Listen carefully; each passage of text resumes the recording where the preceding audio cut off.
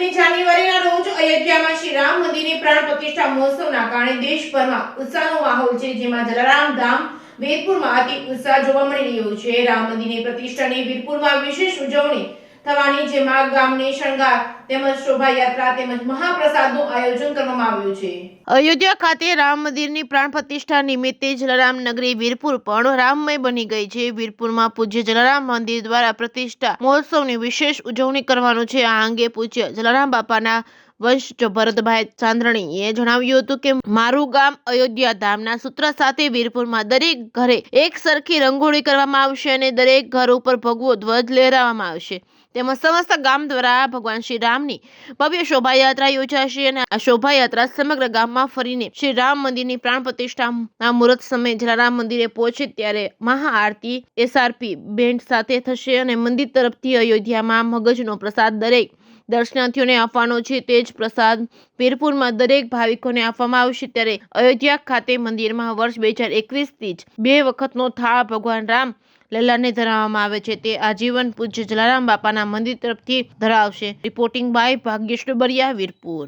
સૌને જય સિયારામ, જય જલારામ અને રામ લાલા પ્રાણ પ્રતિષ્ઠા મહોત્સવની આગોતરી વધાઈ। વીરપુર બાપાની જગ્યામાં એક તો ત્યાં અયોધ્યામાં જે સમયે 22 તારીખે આરતી થશે એ જ સમયે 12 ને 20 કે 25 જે સમય છે એ સમયે અહીંયા પણ જગ્યામાં આરતી થશે।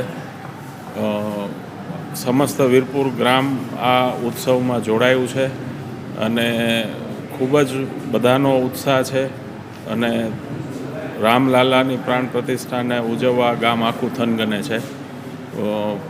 ગ્રામજનોએ શોભાયાત્રાનું આયોજન કરેલું છે અને શોભાયાત્રા દરેક રસ્તા ઉપરથી પસાર થઈને આરતીના સમયે વીરપુર બાપાની જગ્યામાં દર્શન કરીને વિરામ લેશે।